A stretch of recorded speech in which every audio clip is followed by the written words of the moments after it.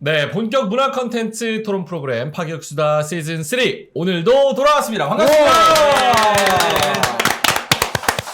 오늘 날씨가 좀 추워요. 많이 춥네요. 네, 좀 풀리는 듯 싶더니만.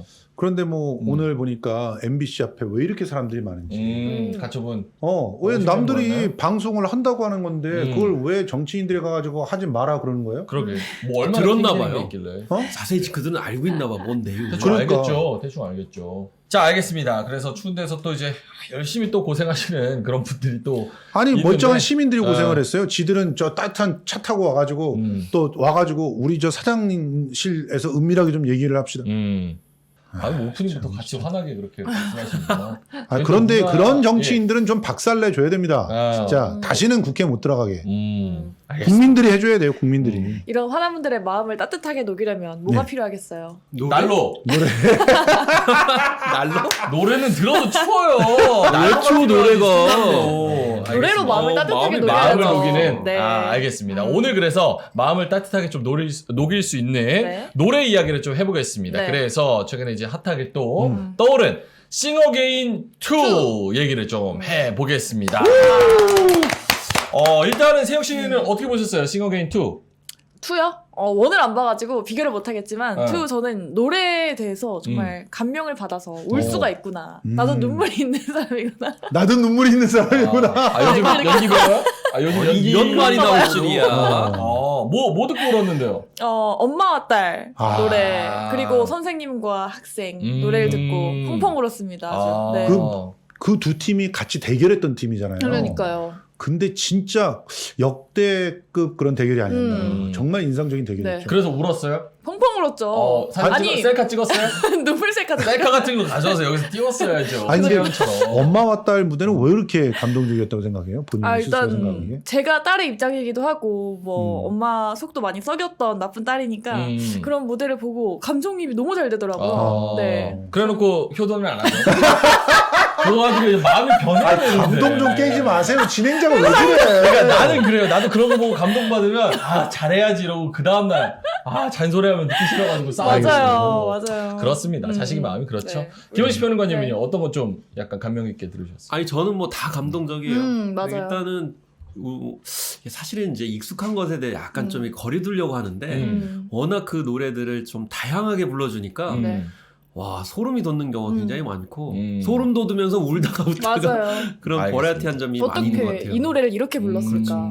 그 각자 어떤 노래를 가장 감명 깊게 들었는지는 잠시 네. 후에 좀 더 자세하게 이야기해보고 네. 일단 이 프로그램의 취지 그리고 무대 이런 얘기부터 먼저 해보죠. 네. 혹시나 싱어게인을 모르시는 분들이 계실 수도 있어요. 네. 시청률은 뭐 8% 정도 나오기는 하지만 예. 어쨌든 간에 저도 1은 챙겨봤지만 2는 안 봤단 말이죠. 네. 그래서 모르시는 분들이 있을 수 있어서 그거 한번 설명만 해주세요. 어떤 프로그램인지. Sing Again은 그 제목 그대로 다시 노래를 할 수 있게끔 만들어주는 프로그램이에요.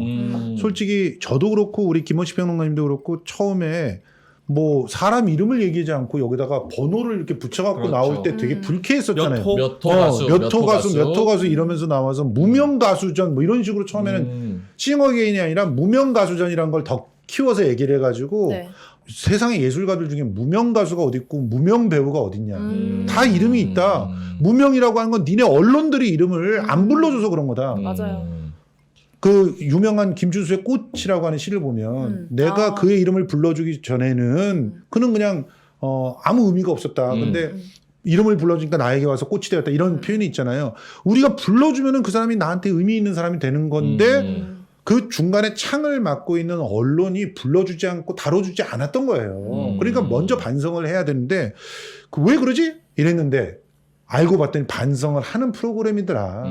그래서 그 일종의 제의처럼 번호에 가려져 있던 무명이라고 하는 편견에 가려져 있던 그 이름표를 떼면서 자기 이름을 드러내는 게 그게 목적인 프로그램이다. 그래서 독특한 오디션이야. 이렇게 볼 수 좀 있어요. 반성의 취지가 강하다고 봐야 될까요?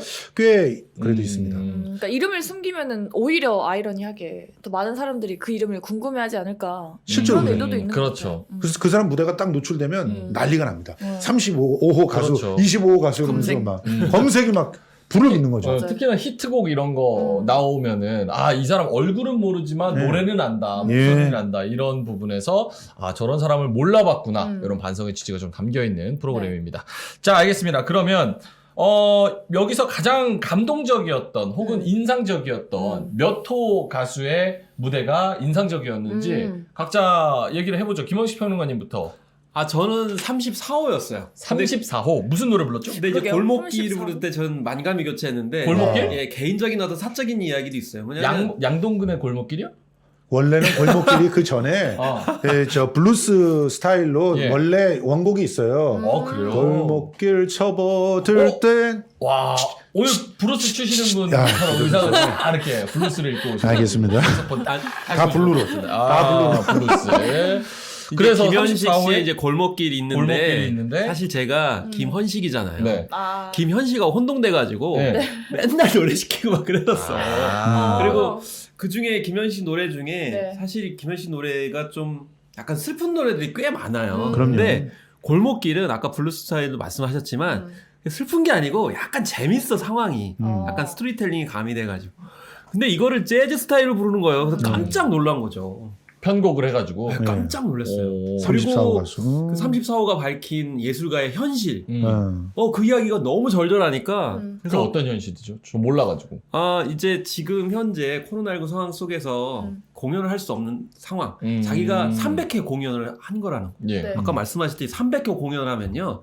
이건 무명 가수가 아니거든요. 그렇죠. 그럼요. 베테랑이죠, 베테랑. 그래서 JR 고수들이 무대에 설 수 없는 그런 상황 속에서 지금 현실을 이야기를 하면서 골목길을 그렇게 차원 높게 부르니까 정말 다른 공연 퍼포먼스도 많이 있었지만 굉장히 인상적이었어요. 저는. 코로나로 힘든 사람한테 좀 기회를 준다 이런 부분에서 좀 의미가 있을까요? 원래 그런 의미가 있었던 건 아닌데 그런 의미까지 더해져서 무대 하나하나가 너무 절실하고 절박해 보이는 거예요. 그래서 저는 보면서 혼자서 그랬어요. 저런 사람들을 여태껏 발굴하지 않는 언론 방송국들 전부 다 죄인들이다. 정말. 왜 무대를 저들한테 안 대주냐. 솔직히 EBS 정도나 가서 공감 무대 가야 그런 사람들이 나와. 유열의 스케치북이 예전에는 좀 그런 요즘에는 아이돌이 더 많이 나와. 너무 진짜 잘못돼 있다. 우리가 좀 깊이 반성해야 되는 거 아니냐 이런 생각들 많이 했어요. 예. 제가 그래서 그 중에 한 분은 그분이 떨어져가지고 네. 유튜브 채널에 찾아 들어가가지고 밑에다가 문화평론가로서 너무 죄송하다고 여태껏 당신을 모르고 있었다고 그렇게 고백 아닌 고백을 해놓고 나오기도 했습니다. 네. 아니 그러면 김성수 TV도 좀 후원을 해줘야 되니까. 결국은 새로 10년에 돈으로. 그런 프로젝트처럼 추진하면 안 될까 우리가? 저 비슷한 프로젝트를 합니다. 이쪽 그 대중가요판이 아니라 이제 운동가였지만 운동가들은 특히 92년 이후에 민중가요? 예, 민중가요라고 흔히 말하죠. 근데 92년 이후 그 대중문화 빅뱅이 되고 그리고 그 민주화 운동이 급격히 막 쪼그라들면서 무대를 빼앗겨 버리고 뿔뿔이 흩어지게 돼요. 이제 그 팀 중에서 한 팀, 푸른 물결이라는 팀의 노래 두 곡을 저희가 이번에 15만 돌파 기념으로 되살립니다. 그래서 그 노래 만들어서 여러분들께 2월 8일 정도에는 좋습니다. 공개를 할 수 있을 것 같아요. 직접 노래를 부르세요? 혹시 제가 아니요. 모르겠어요. 가수들이 부르지. 거기 작사를 했다는 소문이 있던데. 역시 네? 작사를 하셨다는 소문이 있던데.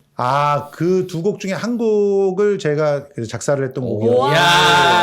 작사가까지. 프로듀서네요, 프로듀서. 작사가 그래서 저는 아니고 진출. 그냥 제가 원래 뮤지컬 대본을 썼어요. 뮤지컬 대본을 쓰고 주변에 그 뮤지컬 음악을 만들어줄 사람이 아무도 없어서 제 동생들하고 같이 작업을 했어요. 세 동생이 다 노래패였거든. 그래서 걔 셋을 데리고 노래를 다 만들었는데 알겠습니다. 그 중에 한 곡이었다. 네, 알겠습니다. 좋습니다. 저는 아까 결국 그래서 골목길 34호 가수 말씀을 해주셨는데 그 부분에서 조금 더 저는 재즈한 거 말씀하셨잖아요.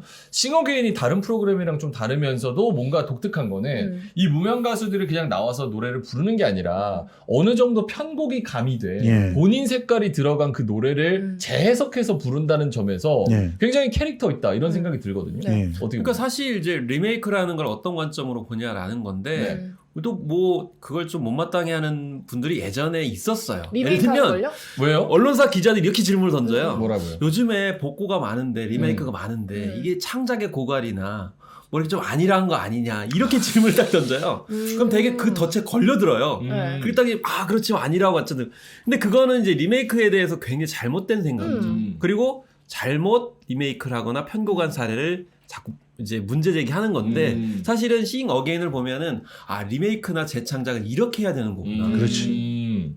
그러니까 단순히 뭐 이렇게 편곡하는 수준이 음을 몇 개 바꾸는 수준이 아니고 장르 자체를 바꿔. 그러니까요. 색깔을 아예 다 입혀버리니까. 그렇기 때문에 이런 점이 이제 Seeing Again의 다른 점인 거죠. 그거는 오랫동안 그 분야에서 그 장르에서 노래를 부르지 않고서 활동을 하지 않고서는 불가능해요. 근데 많은 오디션 프로그램이 어떻게 하냐면 심지어 그냥 예를 들면은 그 트롯 가수가 갑자기 뭐 이제 발라드를 부른다든지 랩을 한다거나. 예, 뭐 보컬 트레이닝 좀 받아가지고 그런 수준의 오디션 프로그램들이 그동안 많았거든요. 맞아요. 그것과는 차원이 다르다는 거죠. 그러니까 이제 어떻게 보면은 리메이크도 아주 훌륭한 창작의 한 방법인데 그렇죠.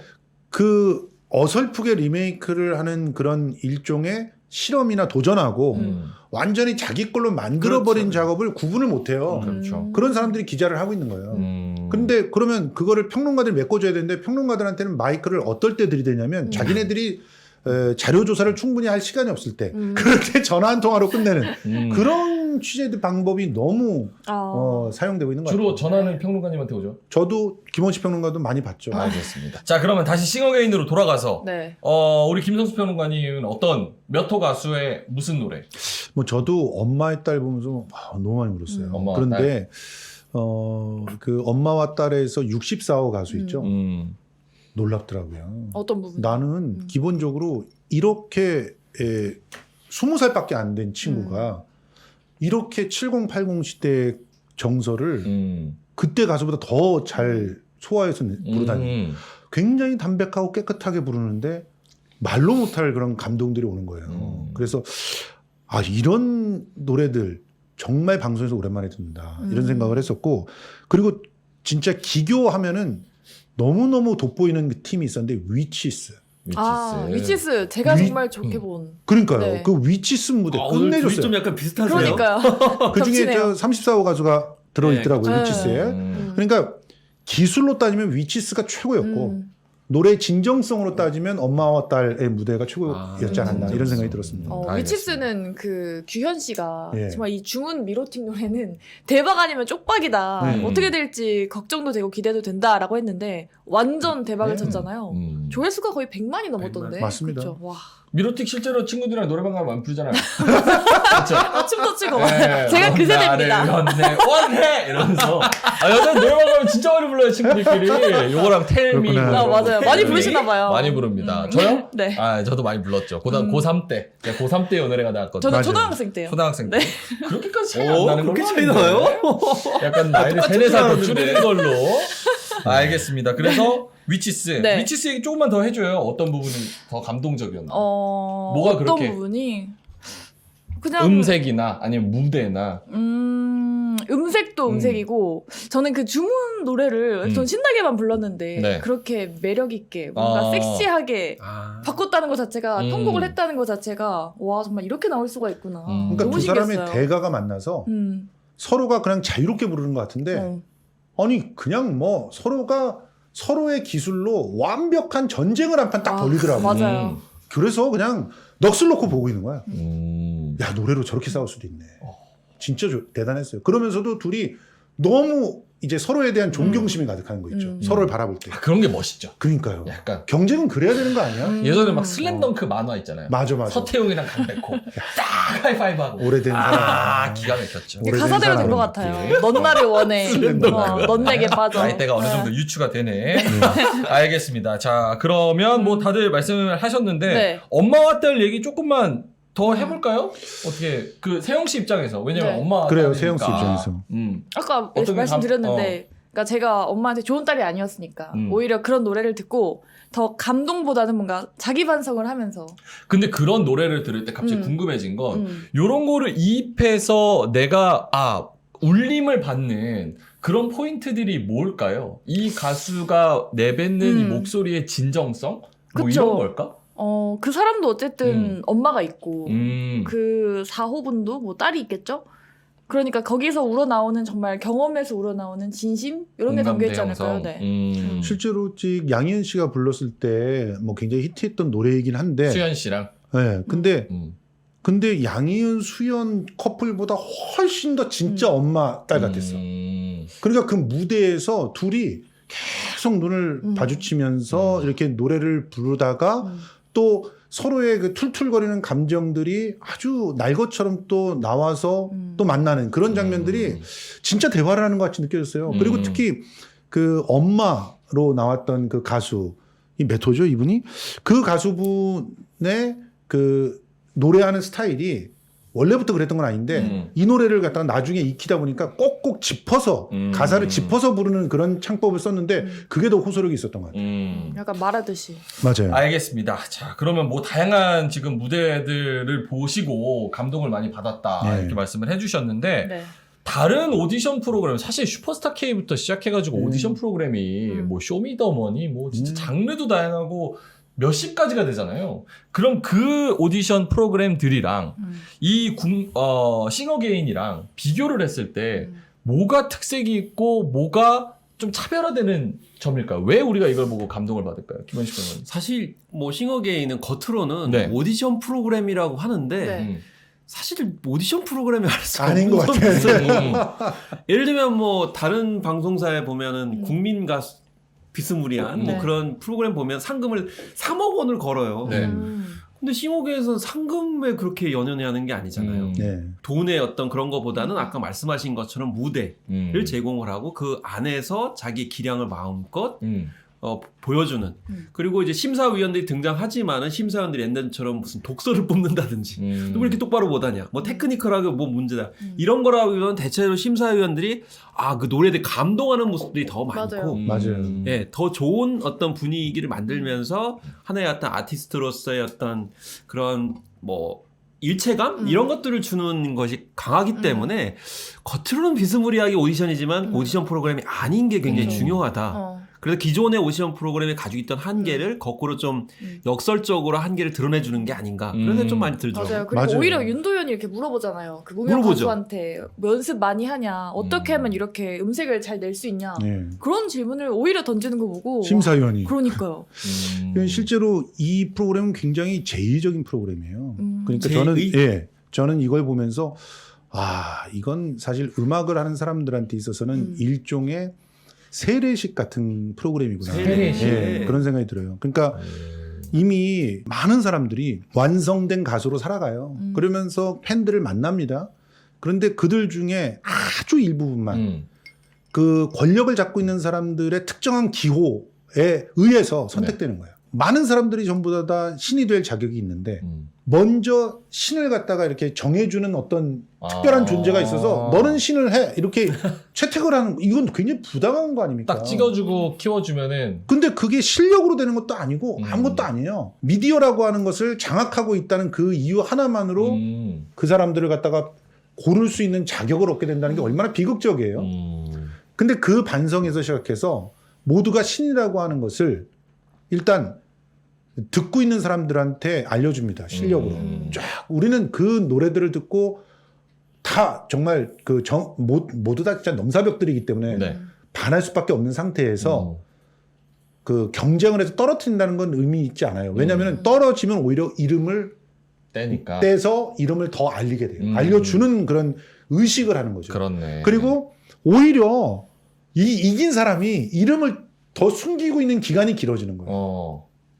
그러니까 이런 구도 자체가 묘한 그런 어떤 그 이전의 오디션과 완전히 정반대로 가는 것 같은 그런 느낌들을 보게 하면서 더 몰입되게 하는 좀 특이한 장치가 그런 있네요. 상황들이 만들어지는 거죠. 그래서 저는 무명 가수라고 하는 그 어떤 언론이 준 그 프레임을 언론들이 그래도 떼주고 있다는 측면에서 싱어게인이라는 프로그램을 칭찬합니다. 김원식 거기서 평론가님은 약간 좀 덧붙여서 설명을 드리면 네. 이렇게 미디어 네. 구조를 말씀드렸는데 예전에 JYJ 아시잖아요. 예. 대화제 네. 알죠? JYJ가 어쨌든 이탈을 했잖아. 네. 그랬을 때 그 뒤에 SM이 어떻게 했는지가 그때 이제 막아버렸죠. 그러니까 막아버린다는 게 다른 의미가 아니고 방송 출연을 못하게 뒤에서 이제 힘을 네. 쓰게 되는 상황인 그렇죠. 거죠. 그럼 거꾸로 이건 무슨 얘기냐면은 SM이라고 하는 거대 기획사에 들어가게 되면 진짜 땅 짚고 헤엄치는 거죠. 그렇죠. 모든 방송사에 다 나가고 다 꽂아주고. 언론에 다 이제 일종의 확성기 역할을 하게 되니까 사실은 뮤지션이 가지고 있는 어떤 재능이라든지 노래 곡의 어떤 퍼포먼스나 이런 것들의 역량과는 상관없이 그냥 유명해지는 거죠.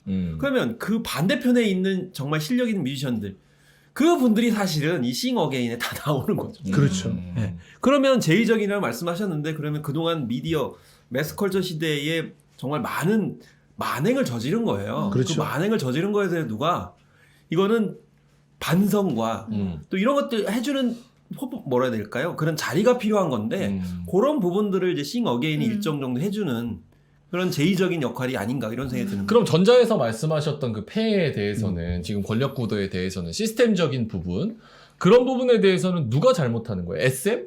아니죠. 지금 SM이다 이렇게 말할 수 없는 없어요. 것이 SM은 살아남기 위해서 나름대로 굉장히 열심히 노력을 하는 거예요. 그쵸. 근데 그거를 이렇게 딱 가져와서 그들의 목마름을 갖고 와서 자신의 권력으로 쓰는 작자들 그게 정말 잘못된 거거든요. 대표적인 데가 사실은 이 옆에서 국민 가수 땡 뭐 이런 거 하면서 네. 하는 팀이에요.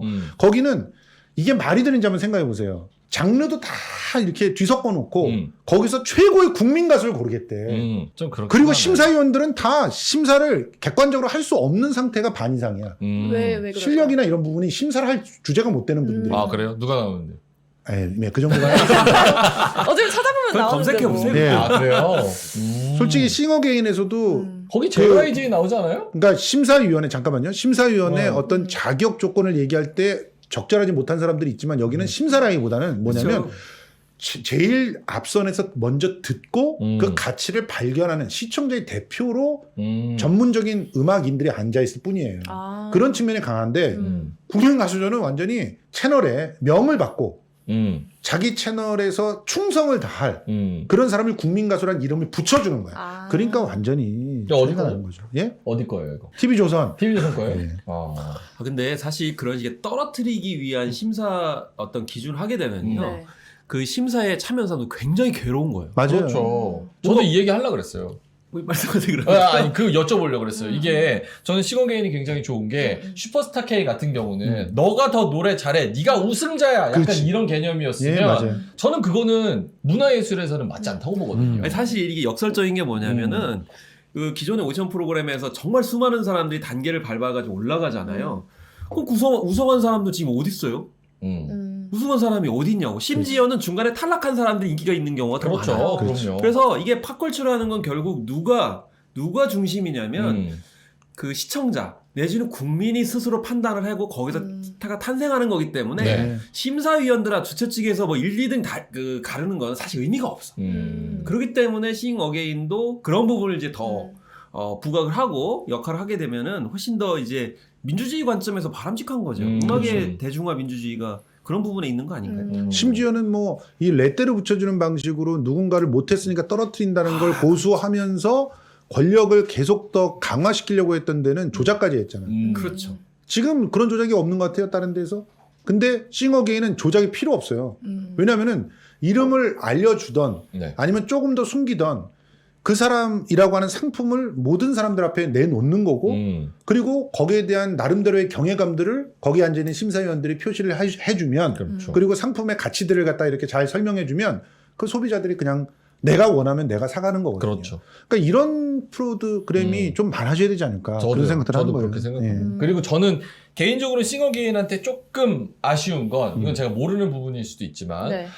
뭐 우승상금 요런 거를 우승자가 있으면 마지막 남은 사람이 있으면 그 사람 이름으로 문화예술재단에 좀 이렇게 힘든 예술인들한테 기부를 하는 약간 그런 게 같이 껴있으면은 좋지 않을까. 그분들도 힘들어. 그분들도 힘들다고. 그분들- 아니 누구죠? 그분들이 아니고 JTBC가 아니 그러니까 지금 거기서 나온 사람들 다 힘든 사람들이야. 그분들도. 아, 그럼 그분들한테 어? 자체 아니 그분들은 나눠야 지금 되나? 이름을 알렸잖아요. 근데 그런 사람들을 대표 여러 그런 지금 무명이라고 하는 힘든 예술인들 중에서 나온 거잖아요. 그러면 그런 예술인들한테 최소한의 이제 복지 혜택이나 생활비가 갈 수 있도록 어느 정도 적정 기금을 네. 좀 기부를 하면 저는 이제 그 부분에 그렇지 있어서 않을까. 동의하고요. 네. 근데 그 부분에 있어서 좀 약간 발전적으로 좀 생각할 게 있어요. 네. 뭐냐면 이게 이제 여기서 얘기해도 되나? 뭐요? 여기다 다 얘기해도 돼요? 예. 귓속말로 먼저. 왜냐면 사실 아티스트는 기본적으로 네. 이게 돈을 따졌다 그러면 아티스트 생활 안 합니다. 자기가 작품 활동 네.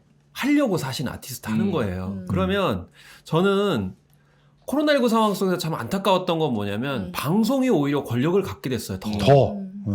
왜냐면 지금 생각해보세요. 코로나19 터지면서 방송사들이 그전엔 죽겠다 했거든요. 네. 지금 죽겠다 안 해요. 안 하죠. 시청률이 엄청나게 올라갔고 그럼요. 또 문화예술 같은 경우에는 이렇게 정말 문화예술이 어려워지니까 웬만한 사람들은 지금 출연하라고 그래가지고 안 출연하는 경우가 없어. 그렇지. 그러면 도대체 문체부는 뭐를 했고 문화시민단체는 뭘 했냐는 거죠. 뭐냐? 맞아요. 어쨌든 지금 온라인 플랫폼이라 하더라도 유튜브 많잖아. 그러면 저 대한민국에 있는 가수들이 노래를 부를 수 있는 온라인 플랫폼 하나 만들어주지 못해요? 네. 아니 못한다고요? 아, 네. 아니 그럼 플랫폼 만들어줄 수 있잖아요. 예. 그렇네요.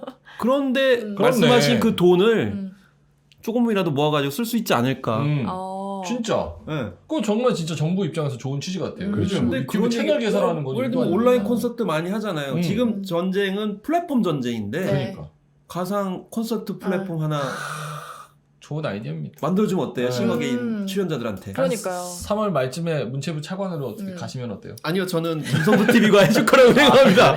아니, 차관으로 가셔서 김성수 TV가 해줄 거라고 생각해요. 아, 그리고 저도 마지막으로 하나 아쉬운 거 있어요. 뭐야? 그러니까 이게 무명 가수, 이름 없는 가수들, 그러니까 노래가 가수를 삼킨 그런 분들을 이렇게 알리려고 만든 프로그램인데 약간 무명 가수가 아닌 듯한 분들이 몇 분 나오셨잖아요. 한동근? 한동근이라든지. 그 얘기는 두 번째 2부에서 좀 자세하게 해볼까요? 이게 네. 제도전에 대한 의미, 공정이 무엇인가, 그리고 제도전의 그러네. 정의, 이런 거를 좀 얘기를 해야 되기 때문에, 그건 2부에서 진짜 자세하게 그렇죠. 저희가 네. 다뤄보겠습니다. 2부에서는 공정한 경쟁, 경쟁이라는 것에 대한 의미, 그리고 아까 말씀드린 한동근의 케이스, 요거를 사실 갑론을박이 좀 있어요. 맞아요. 그렇기 때문에 뷰를 한번 얘기를 해볼게요. 네. 자, 저희가 감동받은 포인트 싱어게인2에 대해서 저희가 일부에서 말씀을 드렸는데 사실 제가 올 때마다 항상 감동을 받습니다. 저도요. 이 향에. 커피 야. 미칠 것 같아요. 진짜 여기 들어오자마자 저는 그냥 이미 미쳤어요. 어지러지래요. 빠져듭니다. 네. 김성수 커피. 다 맛있어요, 저는. 여러분 특히 설날 앞두고 음. 선물 참 뭐 마땅한 게 없다 이렇게 마땅한 생각하시는 게 분도 없어요. 있어요. 건강식품도 그렇고 뭐 좋은 게 있지? 좀 새로운 거 없나? 그럴 때 커피 괜찮습니다. 특히 그분이 커피를 좋아하는 분들이라면 네. 굉장히 뜻깊은 선물이 될 수가 있어요. 맞아요. 김성수 커피는 지금 커피 생두를 정말 프리미엄급들을 잘 사들여 가지고 그것을 좋은 기계로 약배전을 해요. 이 약배전은 진짜 시간하고 그다음에 온도가 가장 큰 포인트인데 그거를 균일하게 유지를 해줘야 되거든요. 그렇게 해서 잘 배합을 또 합니다. 이디오피아하고 콜롬비아를 잘 배합해서 블렌딩을 해서 최상의 맛을 내고 있는데 지금 드립백 세트 얼마 안 남았습니다. 진짜 이거는 세트 가져가시는 분이 임자고요. 그리고 원두 세트는 좀 안정적으로 수급이 될 수가 있거든요. 이 둘 중에 하나를 고르셔가지고 집에서 나 이거 뭐 갈아서 이렇게 먹을 수 있는 도구가 없고 그래요. 그러면은 드립백 세트로. 저는 그런 도구 좀 있어요. 사실은 싱싱한 그런 상태를 딱 따서 보름 안에 먹는 게 제일 좋아요. 그렇죠. 그래서 저 원두 세트는 200g씩 딱 포장해 놓는 거거든요. 보름 안에 다 먹을 수 있게. 그렇게 두 가지 세트로 준비해 놓고 있으니까 각각 세트가 35,000원씩 그리고 한 세트만 하시면 배송료 3,300원이 들어간다는 거 기억하시고요. 010-8304-2124로 문자 주시기 바랍니다. 최근 저 선물 때문에 문자가 쇄도하고 있어요. 아, 그래요? 그러니까 많이들 선택해 주시기 바랍니다. 알겠습니다. 뭐 싱어게인에서 나오는 노래들처럼 좋은 노래 들으면서 네. 다 이렇게 눈 내리고 비 오는 날에 커피 한 잔 딱 하면서 그 노래 들으면 아, 나 진짜 기가 운치 있네요. 막혀요. 다음 주에 눈 온대요. 아, 그래요? 아, 딱 맞네, 사야겠네. 딱 맞네. 그러니까 엄마의 딸 노래 들을 때 이 어. 커피를 하필이면 먹고 있었는데 눈물이 막 나가지고 엄마도 아니고 딸도 아니잖아요. 아니 근데 네. 뭔가 좀 이 두 사람의 말을 들으면서 아빠와 아들의 느낌도 겹치고 아. 이런 거죠. 그렇죠. 근데 그 말이 아이고. 대사가 아빠와 뭐냐면 아들은 개그 콘서트 코너 그런데 아닌가요? 대사가 아, 가사가 아들. 가사가 네, 알겠습니다. 그렇잖아요. 네. 내가 너한테 이렇게 하는 말, 음. 내가 준비가 안 돼서 하는 말이다, 좀 이해해다오 하면서 네. 그 속마음이 보이는 거, 이런 것들이 좀 너무 좋았다는 거예요. 알겠습니다. 자, 그러면 저희 감동 많이 받았고, 그럼 2부에서 내일 저희는 싱어게인 2의 그런 의미, 재도전에 대한 의미와 메시지들에 대해서 좀 더 심층적으로 분석해 보도록 하겠습니다. 네. 내일 2부에서 만나뵙겠습니다. 감사합니다. 감사합니다.